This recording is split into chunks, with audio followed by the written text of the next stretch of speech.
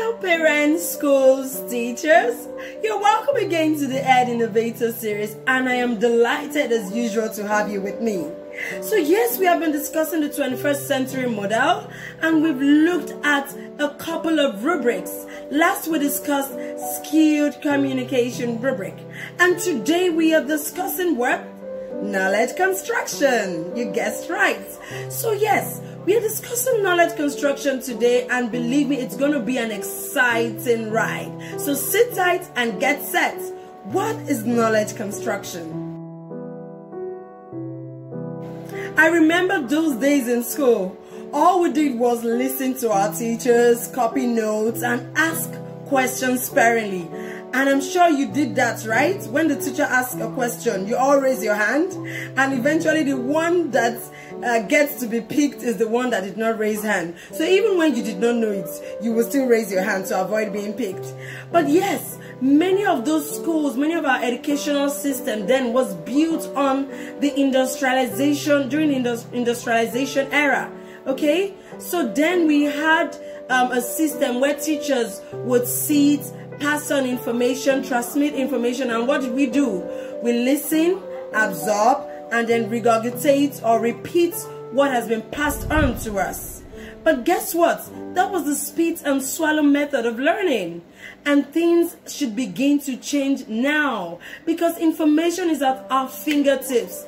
Every minute, 200,000, 2 million, 7 billion emails are going out on instant messaging. Every minute, the information that has been passed cannot be fathomed, really. Then questions were being asked in this format. What is? How much? Who is?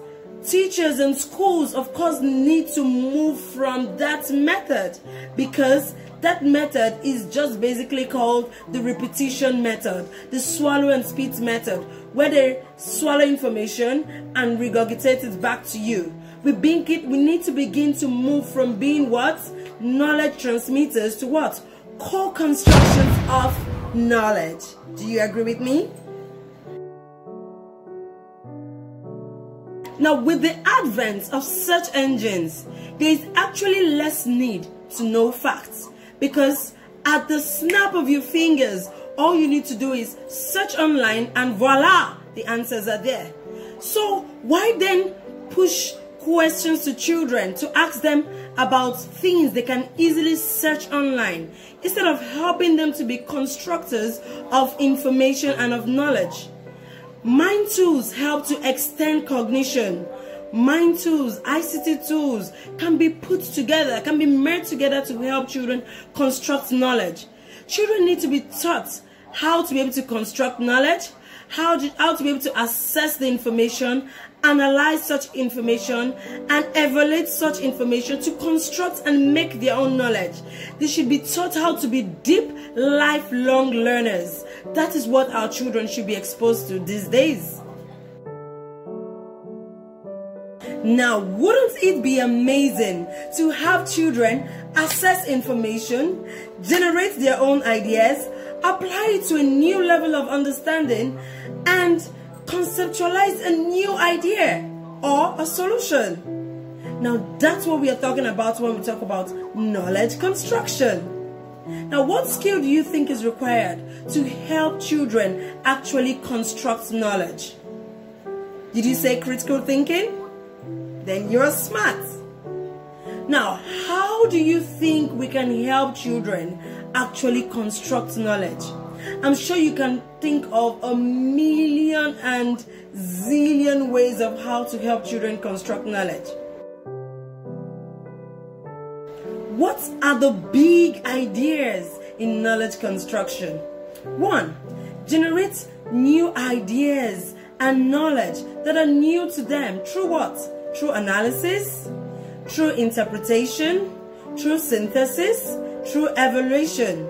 The other big idea is apply the knowledge they have gained in a new way or in a new method to either create a solution or generate a new idea. Now, what do you think are the stages of generating new ideas? We just mentioned them: analysis, interpretation, evaluation, and synthesis. Let's look at these 4 stages. On the stages of idea generation, we have 1, interpretation, the ability to draw inferences from a literal meaning. So you are given a particular topic, and the ability for you to be able to give different meanings and conceptualize the meaning in a different context. That is what interpretation means. Now, analysis, the ability for the student to divide a whole into different parts and give each part a meaning to form that whole. That is what we talk about when we say analysis. The ability of the children to be able to, compare and contrast in a particular topic or in a particular course or in a particular subject is when we refer to as synthesis. So the child or the student is able to say, okay, compare and contrast living and non-living things. So without you even teaching the child the characteristics, but you've explained the meaning of living and non-living things, and then the child is able to then, do that comparison and contrast, then you know that knowledge construction is going on. And lastly, evaluation.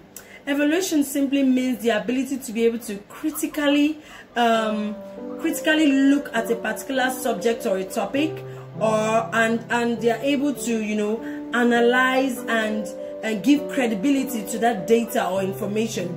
That is what evaluation is all about.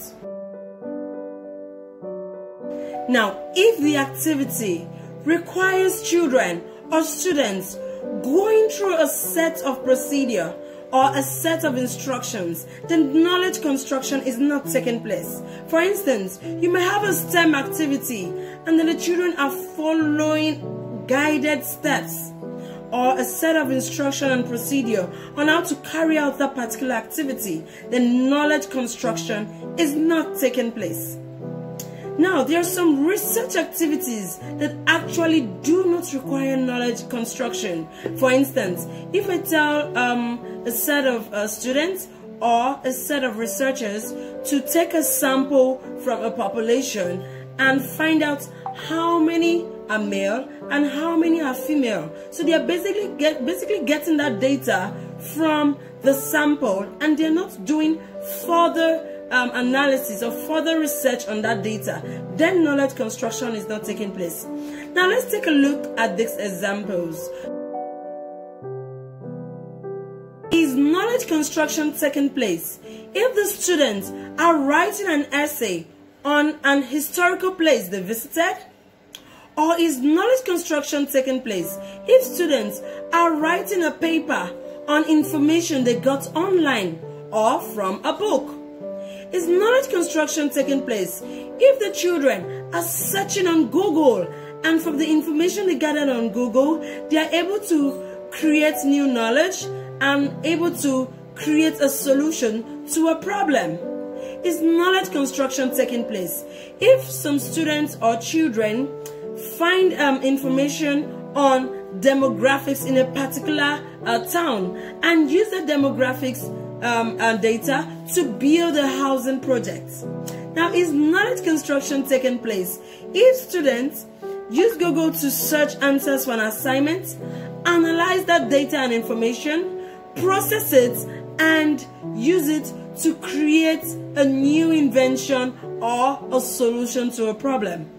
Is knowledge construction taking place if students analyze characters in a play, understand the meaning of character setting, and use that information to form their own play using movie player or any other tools at their disposal, and then building their characters? Or is knowledge construction taking place if students understand the meaning of lines and they have not been told previously what a parallel line and perpendicular line is, but they are able to use the information on lines to build the meaning on what parallel or perpendicular lines are? Yes, I hope you now understand what knowledge construction is all about.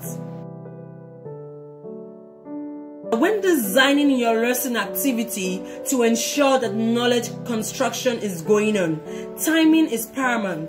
The truth is that a number of times we have lessons designed in such a way that you have 30 minutes for passing on knowledge and then pouring knowledge into the students, and then 10 minutes for the child to actually construct knowledge.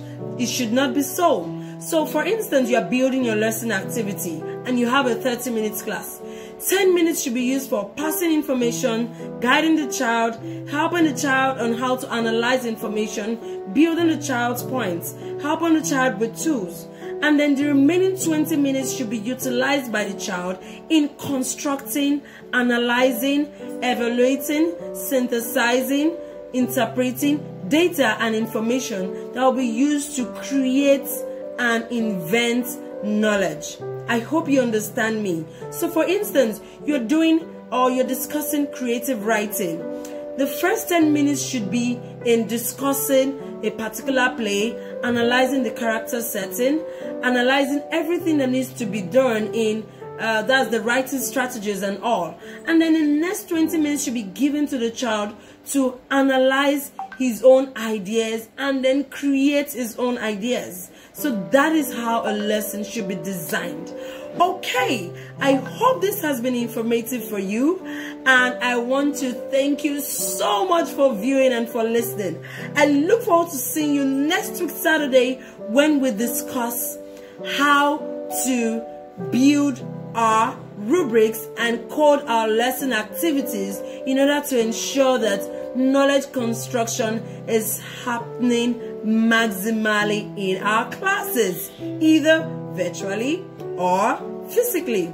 So I'll see you next week Saturday on the Ed Innovator, and I look forward to having you.